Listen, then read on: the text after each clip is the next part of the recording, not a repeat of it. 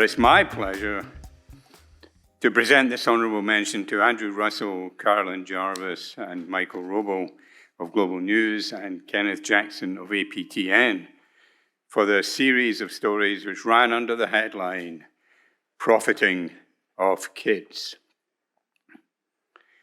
One of the great tropes of our time as journalists has been the assertion that just by dint of taking a service out of government hands and privatizing it, efficiencies will abound.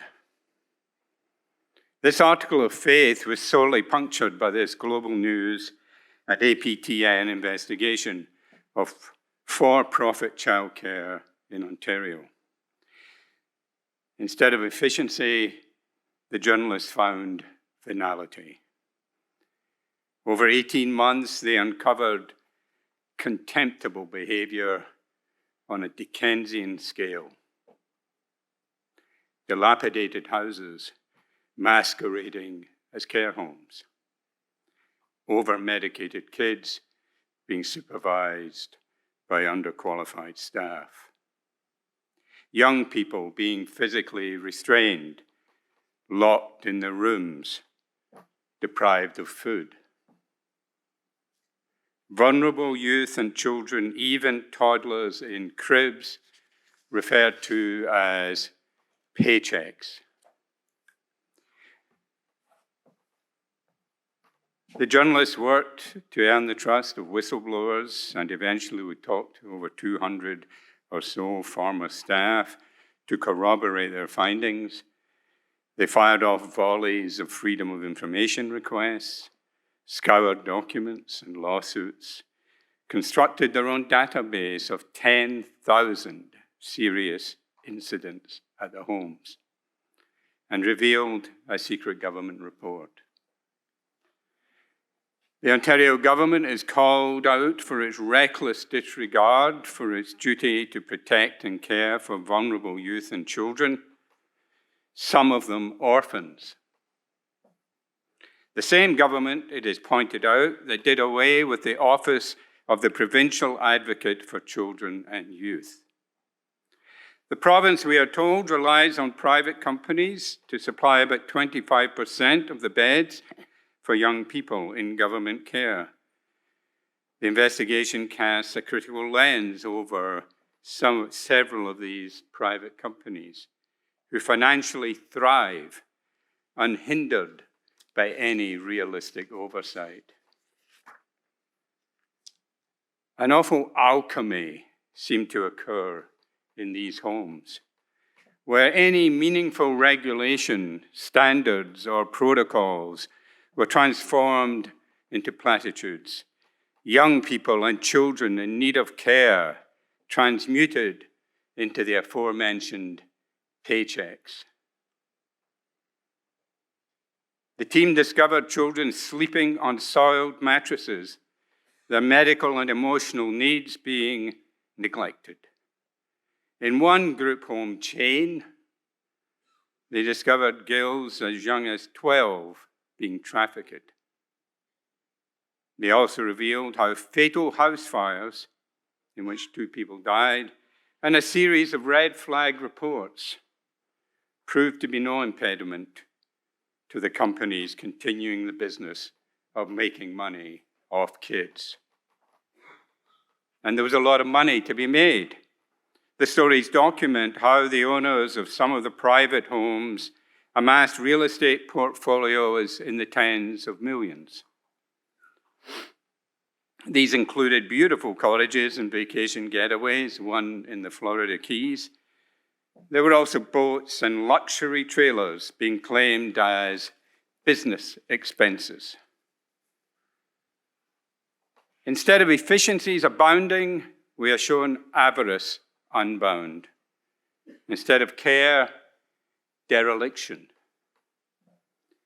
The judging panel was struck by the scale and the doggedness of the investigation and were particularly impressed that the news organizations would put in this effort over such a long period. The journalists sought accountability from the private care companies and the government, The series prompted days of debates in the Ontario legislature. And as a result of this ruckus, a string of new regulations are promised for later this year. More importantly, the panel felt these journalists and their companies deserved great credit for putting their resources, skills, and tenacity at the service of some of the most vulnerable people in our society. They sought change for the better, held the powerful to account, and in so doing, met and exceeded all the requirements of a Hillman accolade. We all know it takes a team to push these rocks up a hill and leave them in a place where they can be seen and these injustices can be dealt with.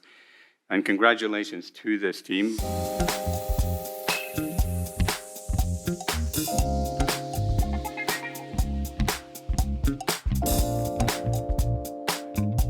Gosh, last week I spoke on the phone with a young girl. She was a teenager in Sault Ste. Marie, and she said that last winter she slept in an abandoned house because she'd rather sleep in an abandoned house than a group home run by Ontario's child welfare system.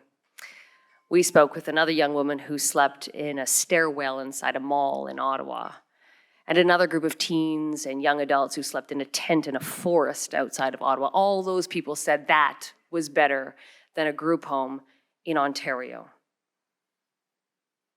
The horrors that we have heard every single day from children and teens and adults, people in their 70s who write us every single day to say the trauma that they've endured at the hands of Ontario's child welfare system sticks with them today, that it is haunting. And that is why we remain committed to this story, and we have been for the last 2 years and still produce stories to this day, and why this recognition from the Hillman Foundation tonight is so deeply meaningful, and we thank you.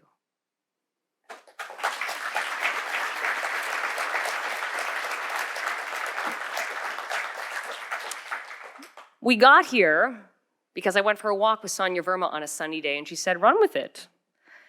And because Craig Hoffman sat with us over more than 30 TV, online and TV stories and radio stories, and fought with us over every detail, finessing everything to near perfection. Because of Alison Vuchnik, who labored over the beauty of the images and the narrative so this could translate to a TV audience. Because of the creative force of our partners in this, Michael Honourable and Kenneth Jackson, who unfortunately couldn't be with us tonight. Because of the beautiful editing and camera work of people like Patrick Capatti, Brent Rose, Jory Lyons, James Davidson, who am I forgetting, Trevor Owens, Robin Davids, and the extraordinary research of Elizabeth Sargent and so many others. Every time we published a new piece, we would be flooded with calls, emails from kids saying thank you. One would say, yes, you finally heard me. Another would say, I'm so glad the truth has come to light. I didn't tell my story before because I didn't think anyone would believe me. And for every group home operator we investigated, more people wrote in saying, look over here, look at this company, please keep going, don't stop. The project has become one full of passion and heart, not only for us as journalists, but also as parents who can't help but hug their kids a little bit tighter, just knowing what other kids in this province are going through every day. Today, as a result of our reporting, one of the largest group home providers in Ontario is facing a proposed $60 million class action lawsuit. The lead plaintiff is one of the youths we featured in our reporting. There have also been repeated calls in the legislature from the province to launch an investigation into the operators and calls to end a system that allows companies to profit off kids.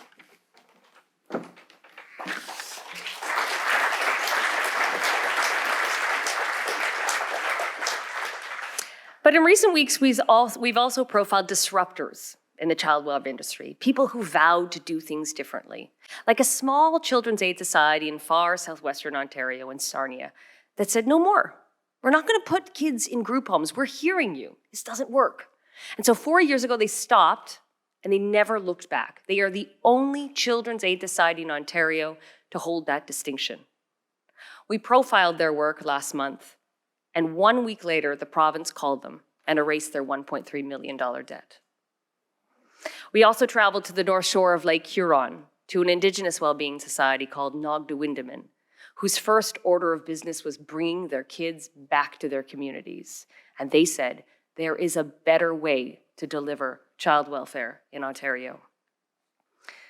Today, our province still allows a system to operate where some of the most vulnerable children in our society, kids who have been orphaned or have suffered trauma or abuse, are placed into homes where they tell us they are worse off than when they enter. These are homes that have inadequate oversight, poorly trained staff, and little if any therapy to actually help them heal.